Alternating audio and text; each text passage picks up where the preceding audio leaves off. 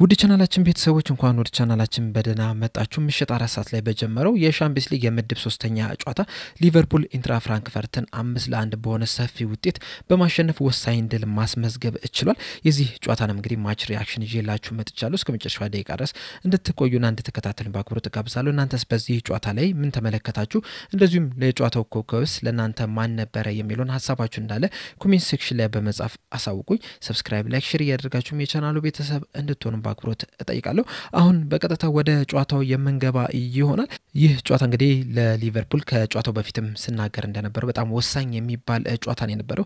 ምክንያቱም እንግዲህ ያለፉትን 4 ጨዋታዎች በተከታታይ መሸነፉ አይዘነጋም ነው። ይህንንም ጨዋታ ቢሸነፍ ኖሮ ከ72 ዓመት በኋላ የተመዘገበ መጥፎ ሪከርድ ሆኖ ይቀመጥለት ነበረ። ነገር ግን እንግዲህ ዛሬ ጨዋታውን ሊቨርፑል 5-1 በሆነ ሰፊ ውጤት ማሸነፍ ችሏል። የሊቨርፑልን የማሸነፊያ ግቦች ስንመለከት እንግዲህ 5ቱም ግቦች የተቆጠሩት በተለያዩ ተጫዋቾች ናቸው የነበሩት። በዚህ ጨዋታ ላይ እንግዲህ ኢንትራ ፍራንክፈርቶች በ26ኛው ደቂቃ በክሪስታንሰን ባስቆጠራት ግብ እንግዲህ 1-0 መምራት ችሎ ነበር። ከዛ በኋላ እንግዲህ ሊቨርፑሎች 35ኛው ደቂቃ ላይ በኤኬቴኬ 39 በቨርጂል ቫን ዳይክ 44 በኮናቴ 66 በጋክፖ እንደዚሁም ደግሞ 70ኛው ደቂቃ ላይ ሳቡዝ ላይ ባስቆጠራት ግብ 5-1 በሆነ ውጤት ማሸነፍ ችሏል። በዚህ ጨዋታ ላይ እንግዲህ አንዳንድ መነሳት ያለባቸው ነጥቦች አሉ። በመጀመሪያው እንግዲህ ማንሳት ያለበት ነጥብ ቢኖር ሊቨርፑል ይዞት የገባው አሰላለፍ ነው። ኦልሞስት እንግዲህ 4-4-2 አይነት አሰላለፍ ይዞ ነበር የገባው። ያን ብቻም ሳይሆን በዚህ ጨዋታ ላይ እንግዲህ ምናልባትም ሙሉ ለሙሉ ማለት በመንችለው መልኩ እንግዲህ አዳዲስ ፈራሚዎች ሊገቡ ይችላል ከኬርኬዝ በስተቀር ማለት ነው። ተከላካይ ፍሪምፖንግ መግባት ይችላል። መሃል ላይ ፍሎሪያን ቪርትስ እንደዚሁም ደግሞ አጥቂዎቹ ሂጎ ኢኬቴኬና አሌክሳንደር ኢሳቅ አንድ ላይ የተጣመሩበት ጨዋታ ነው የነበረውና 4-4-2 የሚመስል ነው የዛሬው አሰላለፍ የነበረው። በርግጥ አንዳንድ ጊዜ እንግዲህ ወደ 4-2-4 አይነት አሰላለፍም ሲቀየር መመልከት ይችላል በጨዋታ ላይ። በተለይ ደግሞ ሊቨርፑል እንግዲህ ከኳስ ውጪ 4-4-2 ነበር ሲያስቀጥል የነበረው። ነገር ግን ደግሞ ኳስ በሚይዝበት ሰዓት ተከላካዮቹ ወደ 3 ይቀየራሉ። ከዛ 3-2-4-5 ነበር ሲሆኑ የተመለከትነው። ሮበርትሰን፣ ቨርጂል ቫን ዳይክ እና ኮናቴ ወደ መከላከሉ ሲጠጉ እንደዚሁም ፍሪምፖንግ ደግሞ በጣም ወደፊት ሲር ተመልክተናል። መሃል ላይ ደግሞ ጆንስና ሳቡዝ ላይ ብቻ ነበር ሲቆም የተመለከትነው። ሌሎቹ እንዳለ እንግዲህ ከፊት ለፊት ሆኖ ሲጫወቱ መቆየት ይችላልና ለማጥቃት የተመቸ አይነት አሰላለፍ ነበር ይዞ የገባው።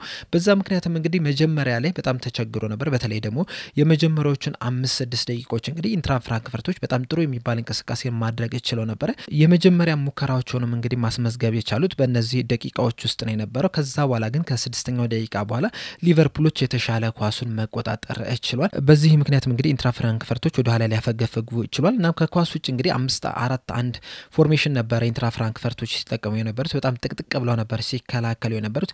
ለዛም ይመስላል እንግዲህ አሰልጣኝ አርነ ስሎት ፍሪምፖንግን በማስገባት የማጥቃት ቁጥሩን ወደ 5 ሲያሳድጉት የተመለከትነው። ፍሎሪያን ቪርትስም፣ ኮዲ ጋክፖ፣ ሂጎ ኢኬቴኬ፣ አሌክሳንደር ኢሳቅና ፍሪምፖንግ ነበር ሲያጠቁ የነበሩት። በዚህ ማጥቃት ሂደትም እንግዲህ የተለያዩ ቻንሶችን ማግኘት ይችላል ነበር። በተለይ ደግሞ 7ኛው 8ኛው ደቂቃ ላይ እንግዲህ ሳቡዝ ላይ ለአሌክሳንደር ኢሳቅ ቺፕ አድርጎ ያቀበለው ኳስ ነው የነበረው። ነገር ግን አሌክሳንደር ኢሳቅ ሳይጠቀምበት ቀርቷል። ያቺ አጋጣሚ እንግዲህ አሌክሳንደር ኢሳቅን ከሞቀስ ይልቅ የፍራንክፈርትን በረኛ ማድነቅ የተሻለ ይመስለኛል። ምክንያቱም ወጣ በማለት እንግዲህ አሌክሳንደር ኢሳቅ ላይ በጣም በማስፋት እንዳይጠቀምበት ሊያስገድደው ችሏል። ከዛ በኋላ እንግዲህ የተለያዩ ቻንሶችን ክሬት እያደረጉ ነበር። ነገር ግን 18ኛው ደቂቃ ላይ እንግዲህ እንደተመለከትነው ፍሪምፖንግ በመጎዳቱ ምክንያት ብራድሊ ቀይሮት ሊገባ ችሏል። ፍሪምፖንግና ብራድሊ ደግሞ የተለያየ አይነት አጫወት ስታይል ያላቸው ተጫዋቾች ናቸውና ከሱ ጋር እስኪላመዱ እንግዲህ ትንሽ ጊዜ አስፈልጓቸው ነበር። በዚህች አጋጣሚ ነው እንግዲህ 25ኛው ደቂቃ ላይ በካውንተር አታክ ኢንትራ ፍራንክፈርቶች ጎል ማስቆጠር የቻሉት። ከዛች ጎል እንግዲህ የምንረዳው በአጠቃላይ ሊቨርፑል በሚከላከልበት ሰዓት እንግዲህ በዚህ ጨዋታ ላይ አንድ ያስተዋልኩት ነገር ቢኖር ምንድነው አንዳንድ አጋጣሚዎች ላይ የመከላከል ሼፑን ሲያጡ መመልከት ይችላል። በርግጥ በጣም ፈጣን ተጫዋቾች ነበሩ በዛሬ በሊቨርፑል ስኳድ ውስጥ። እናም ያንን ፍጥነታቸውን ተጠቅመው እንግዲህ የተለያዩ ቀዳዳዎችን ለመድፈት ወደ ቦታቸው ለመመለስ እንደዚሁም ደግሞ ኳሶችን ለመቀማት ጥረት ሲያደርጉ ነበር። ያም ጥረታቸው ግን አንዳንድ ጊዜ ሼፓቸውን እንዲያጣ ሲያደርጋቸው መመልከት ይችላል። እቺ አሁን እያነሳናት ያለችዋን ግብ ስንመለከት እንግዲህ ኢንትራ ፍራንክፈርቶች በካውንተር አታክ በሚሄዱበት ሰዓት ለምሳሌ አሁን ሳቡዝ ላይ እና ከርቲስ ጆንስ ኳሱን ለመቀባት ሲሮጡ ነው የነበሩት። ነገር ግን ሲሮጡ የነበሩት ወደ ኳሷ ነው እንጂ ሌላ ተጫዋችን ከቨር ለማድረግ ሲሮጡ አይደለም የነበሩት። እንደውም በዛች አጋጣሚ እንግዲህ ከርቲስ ጆንስ እና ሳቡዝ ላይ እርስ በርስም ሊጋጩም ችለዋልና አንዳንድ ጊዜ እንግዲህ ፈጣን ብትሆንም የሆነ ቦታን ከቨር ማድረግ መቻል አለበት። እነሱ ግን ኳሷን ለመቀማት ነበር ሲሄዱ ነበር። ያ ነገር ጥሩ ነው። ነገር ግን ደግሞ አንዳንድ ጊዜ ለአንድ ኳስ ሁለት ተጫዋቾች በሚሮጡበት ሰዓት ሌላ ተጫዋች ክፍት ይሆናልና በዛች አጋጣሚ ነው እንግዲህ ክሪስቲያንሰን ወደ ግብ መቀየር የቻለው ያገኛትን አጋጣሚ ማለት ነው። እንደዚህ አይነት ነገሮች እንግዲህ በዚህ ጨዋታ ላይ ከአንድም 2-3 ጊዜ የተመለከተን ይመስለኛል። ኢንትራ ፍራንክፈርቶች በካውንተር አታክ በሚሄዱበት ሰዓት ሊቨርፑሎች ቶሎ ፖዚሽናቸውን ሲይዙ አልተመለከተም። በእርግጥ አብዛኛው ፓርት ላይ ሊቨርፑሎች በጣም የተሻለው ቡድን ሆኖ መቅረብ ችሎ ነበር። ነገር ግን በእንደዚህ አይነት አጋጣሚዎች ላይ ሊቨርፑል ሼፑን በሚያጣበት ሰዓት እንግዲህ ለተጋጣሚ ቡድኖች ለማጥቃት እንዲመች እየሆነ መመልከት ችለናልና ይህ ነገር ላይ እንግዲህ በደንብ ማረም ያለባቸው ይመስለኛል። ምናልባትም እንግዲህ እንደዚህ አይነት ነገሮች በዚህ ጨዋታ ላይ ያጋጠመው ቡድኑ ራሱ ቋሚ 11ን ስንመለከተው ራሱ ለማጥቃት የሚመች ቡድን ነው ለመከላከል ሳይሆን ማለት ነውና በዛ ምክንያትም ሊሆን ይችላል እንደዚህ አይነት ክፍተቶች የተፈጠሩት።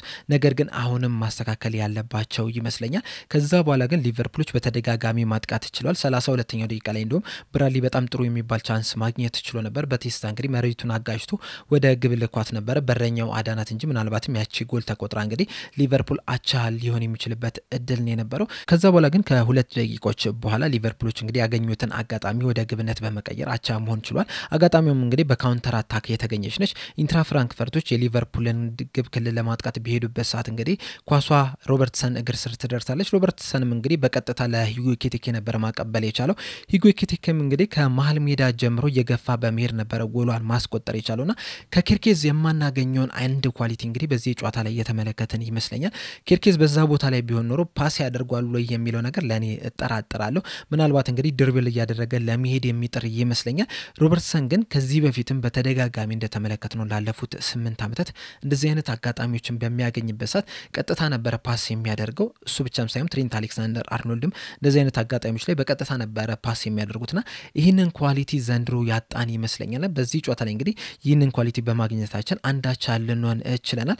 ከዛ በኋላም እንግዲህ ብዙ ሳንቆች 38ኛው ደቂቃ ላይ ቨርጅል ቫን ዳይክ ከቆመ ኳስ በተሻገረለት ከኮርና በተሻገረለት ኳስ እንግዲህ ሁለተኛ ግብ ማስቆጠር ችሏል። ከዛ በኋላም እንግዲህ ኢንትራ ፍራንክፈርቶች አንድ ቻንስ አግኝተው ነበር። ነገር ግን ብራድሊ ብሎክ አድርጓት ኳሷ እንዳትቆጠር አድርጓታል። 44ኛው ደቂቃ ላይም ደግሞ ኢብራሂም ኮናቴ ከኮርና የተሻገረለትን ኳስ በጭንቅላት በመቅጨት እንግዲህ ሊቨርፑል 3-1 በሆነ ውጤት እረፍቱን እንዲወጣ ማድረግ ችሏል። ከዛ በኋላም እንግዲህ ከእረፍት እንደተመለሱም የተለያዩ ቻንሶችን ክሬት ሲያደርጉ መልክት ችለናል። አሁን ለምሳሌ 49ኛው ደቂቃ ላይ እንግዲህ ቻንስ አግኝተው ነበረ።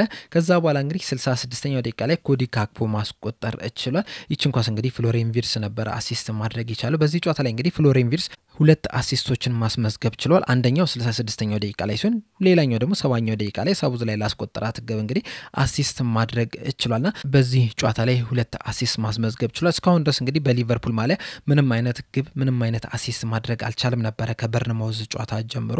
በቀደሙ ዝግጅት ጨዋታዎች ላይ እንግዲህ ጎል ማስቆጠር የሚቻልበት ሁኔታ አለ፣ አሲስት ማድረግ የቻለበት ሁኔታ አለ። ነገር ግን ይህ ሲዝን በይፋ ከተጀመረ በኋላ ግን ምንም አይነት ጎል ምንም አይነት አሲስት ማድረግ አልቻለም ነበር። በዚህ ጨዋታ ላይ ግን ሁለት አሲስቶችን ማስመዝገብ ችሏል። ለሱ ሞራል ለሱ መነሳሳት እንግዲህ በጣም ወሳኝ ሚና የሚጫወት ይመስለኛል። ከዚህ በተጨማሪም እንግዲህ በዚህ ጨዋታ ላይ ኢብራሂም ኮናቴም ጎል ማስቆጠር ችሏል። በዚህ ሲዝን እንግዲህ ኢብራሂም ኮናቴ በጣም ከሚወቀሱ ተጫዋቾች መካከል እንግዲህ አንደኛው እሱ ነው የነበረውና ይህ ግብ ማስቆጠር እንግዲህ ምናልባትም የሱንም ኮንፊደንስ የሚመልስ ይመስለኛል። በአጠቃላይ ሊቨርፑል እንግዲህ በዛሬ 5 ጎሎችን ማስቆጠሩ አንደኛ ከተከታታይ የአራተኛ ሽንፈቶች እንግዲህ የተመለሰበት ሆኖ መመልከት ይችላል። ከዚህ በተጨማሪም ደግሞ ከአንድ ለባዶ ተመርቶ 5 ጎል ማስቆጠር እንግዲህ ካምባክ ማድረግ እንደሚችል የተመለከትንበት ጨዋታ ነው። ያለፉት 4 ጨዋታዎች እንግዲህ በተከታታይ ከመሸነፉም በላይ በአራቱም ጨዋታዎች ላይ የመጀመሪያ ግብ ነበር የተቆጠረበትና ዛሬም የመጀመሪያ ግብ ሲቆጠር እንግዲህ ምናልባትም እንዳለፉት ጨዋታዎች ሊቨርፑል ሊቸገር ይችላል የሚል ነገር እንግዲህ ስንመለከት ነበረ። ነገር ግን ከኋላ ተነስቶ እንግዲህ 5 ግቦችን በማስቆጠር አሸንፎ መውጣት ችሏል። ከዛ ውጪ ግን አሁንም ላይ እንግዲህ አንዳንድ ችግሮችን መመልከት ይችላል። ቀደም እንዳልኳቸው እንግዲህ በሚከላከልበት ሰዓት አንዳንድ ጊዜ ሼፑን ያጣል። እንደዚሁም ደግሞ ያገኙ ያገኟቸውን ቻንሶች ራሱ አለመጠቀም ዛሬም የተመለከትን ይመስለኛል። 89ኛው ደቂቃ ላይ አሁን ለምሳሌ መሐመድ ሳላ ጥሩ ቻንስ አግኝቶ ነበር።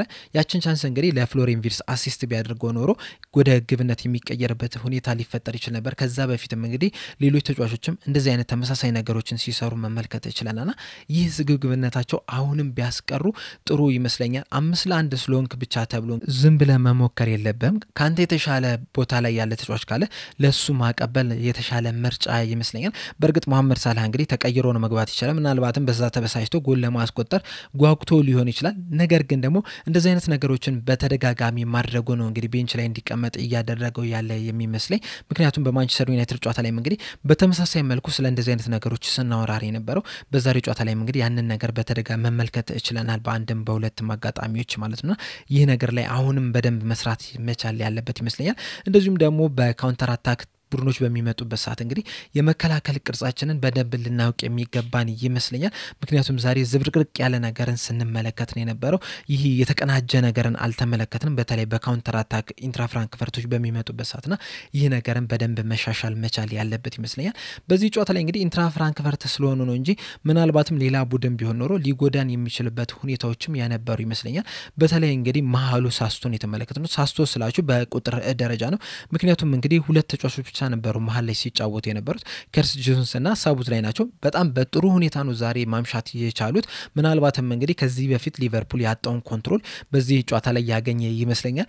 ነገር ግን ደግሞ ሁለት ብቻ ናቸው። አሁን ለምሳሌ እንግዲህ በቀጣይ አሁን ከብሬንትፎርድ ጋር የምናደርገው ጨዋታ አለና ብሬንትፎርዶች ደግሞ መሃል ላይ በጣም ጠንካራ ቡድን ናቸው። ጠቅጠቅ ብለው የሚጫወቱ ቡድኖች ናቸውና እንደዚህ አይነት ቡድን በሚያጋጥም ሰዓትና ሁለት ተጫዋቾች ብቻ በመሃል ላይ የሚኖር ከሆነ እንግዲህ ልትቸገር የሚችልበት ሁኔታ ሊፈጠር ይችላል።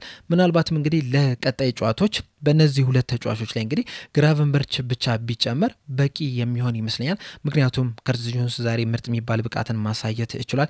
ሳቡዝ ላይም በተመሳሳይ መልኩ ምርጥ የሚባልን ጊዜን ማሳለፍ ይችላል። እንደውም እንደ ፉትሞብ ዘገባ ከሆነ እንግዲህ ሳቡዝ ላይ የጨዋታው ኮከብ ተብሎ መመረጥም ይችላል። ከሱ በተጨማሪም ግን ከርስ ጆንስ 7.6 ሬቲንግም የተሰጠው ተጫዋች ነው።